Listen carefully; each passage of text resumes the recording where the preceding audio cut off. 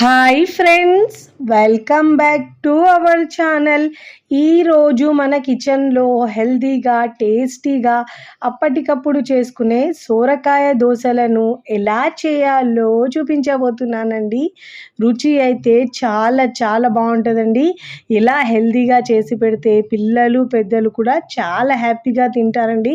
రెగ్యులర్గా బియ్యంతో చేసే దోశలు కాకుండా అప్పుడప్పుడు ఇలా హెల్తీగా చేసుకోండి, చాలా బాగుంటాయండి.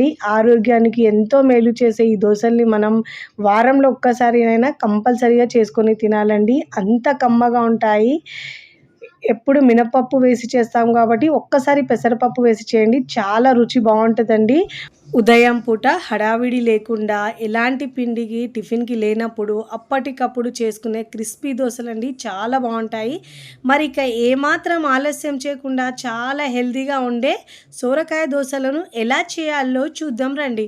ముందుగా నేను ఇక్కడ మిక్సింగ్ బౌల్ తీసుకున్నానండి. అన్ని కొలతలు ఒకదాంతోనే తీసుకోవాలండి. 1 కప్పు పెసరపప్పు తీసుకుంటున్నానండి. ఈ పెసరపప్పు తీసుకొని శుభ్రంగా ఒక 2 నుంచి 3 సార్లు బాగా వాష్ చేసుకోవాలండి. నేనైతే ఇక్కడ మినపప్పు వేయకుండా పెసరపప్పుతో చూపిస్తున్నానండి. ఇలా శుభ్రంగా వాష్ చేసుకున్న తర్వాత వేడి వాటర్ వేసుకొని ఒక 15 నిమిషాలు నానబెట్టుకుంటే సరిపోతుందండి. అంతకంటే ఎక్కువ అవసరం ఉండదండి. మీకు టైం ఉంటే ఒక అరగంట అయినా నానబెట్టుకోవచ్చు. నేనైతే 15 నిమిషాలు తొందరగా నానడానికి వేడి వాటర్ వేసుకున్నానండి. ఇప్పుడు ఏ కప్పుతో తీసుకున్నామో అదే కప్పుతో పావు కప్పు అటుకులు తీసుకోవాలండి.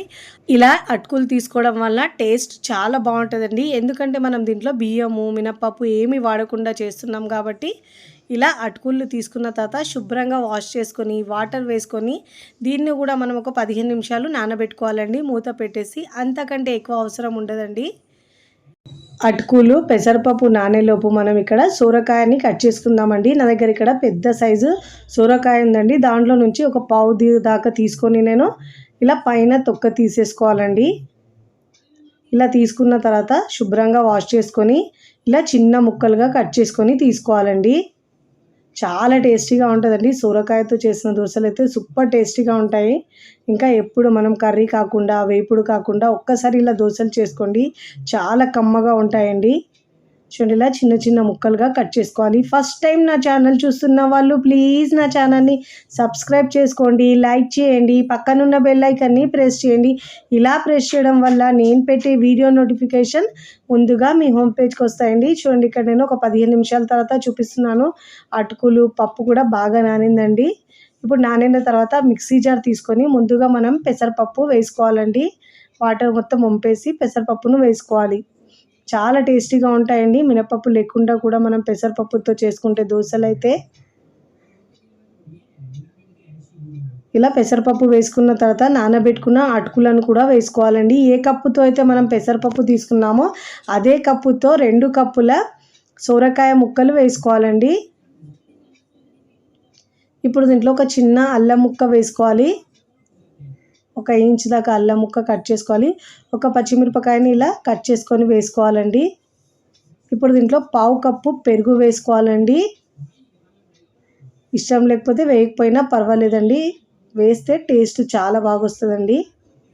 ఎలాంటి సోడా ఏమి వేయకుండా ఇక్కడ మనం ఇలా దోశలు చేసుకుంటున్నామండి. ఇప్పుడు దీంట్లో పావు కప్పు దాకా వాటర్ వేసుకోవాలి. వాటర్ చూసుకుంటూ యాడ్ చేసుకోవాలండి.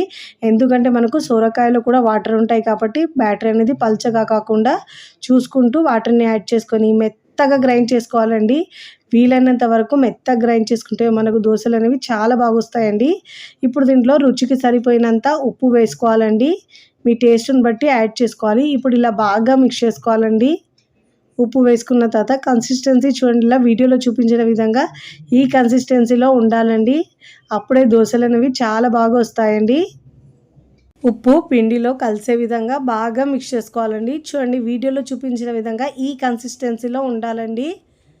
చాలా మెత్తగా గ్రైండ్ చేసుకోవాలి. ఇప్పుడు దోశకు పిండి రెడీ అయిపోయిందండి. ఇప్పుడు స్టవ్ మీద పెనం పెట్టుకొని పెనంని బాగా వేడి చేసుకొని మంటను లోలో ఉంచి ఇలా వాటర్ చిలకరించి టిష్యూ పేపర్ లేదంటే క్లాత్తో తుడుచుకున్న తర్వాతనే మనం ఇలా దోశలు వేసుకోవాలండి. వేసేటప్పుడు మంటను మనం లో ఫ్లేమ్లో ఉంచి మాత్రమే దోశలు వేసుకోవాలండి. 2 గరిటెల పిండి వేసుకొని మీకు వీలైనంత పల్చగా స్ప్రెడ్ చేసుకోవాలండి.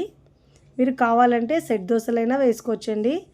చూడండి, ఇలా ఒకవైపు మంచిగా తడి ఆరిన తర్వాత దీనిపైన ఒక హాఫ్ టీ స్పూన్ దాకా ఆయిల్ వేసుకోవాలండి. వేసుకొని ఒకవైపు మంచి కలర్ వచ్చిన తర్వాత మరోవైపుకి టర్న్ చేసుకోవాలండి.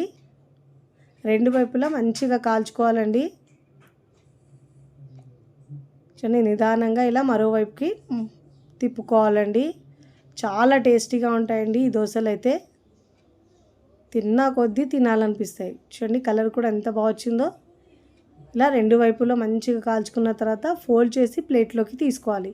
ఇదే విధంగా మిగతా పిండితో కూడా 1 by 1 దోశలు వేసుకోవాలండి. ప్రతిసారి దోశ వేసినప్పుడు వాటర్ చిలకరించి టిష్యూ పేపర్తో తుడుచుకున్న తర్వాతనే ఇలా దోశలు వేసుకోవాలండి.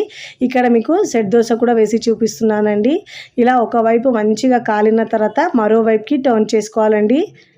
మనం దోశ వేసేటప్పుడు మంటను లోలో ఉంచాలండి.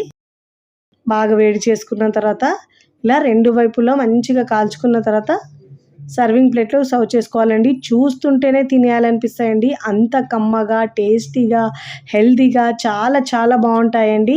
ఎప్పుడు రెగ్యులర్గా చేసే దోశలు కాకుండా అప్పుడప్పుడు ఇలా హెల్తీగా చేసుకోండి, చాలా బాగుంటాయండి. టిఫిన్కి ఏ పిండి లేనప్పుడు అప్పటికప్పుడు మార్నింగ్ లేవగానే ఇలా నానబెట్టుకుంటే అప్పటికప్పుడు దోశలు వేసుకోవచ్చండి. చాలా ఇష్టంగా తింటారండి. మీకు నచ్చిన చట్నీతో సర్వ్ చేసుకోవచ్చు. నేనైతే ఇక్కడ పల్లీ చట్నీతో సర్వ్ చేస్తున్నానండి. చాలా బాగుంటుంది. మీకు ఇక్కడ ఒక తుంచి చూపిస్తాను చూడండి, ఎంత క్రిస్పీగా వచ్చినాయో. చాలా చాలా బాగుంటాయండి. వీడియో నచ్చితే లైక్ చేయండి, ఫ్రెండ్స్ ఫ్యామిలీకి షేర్ చేయండి.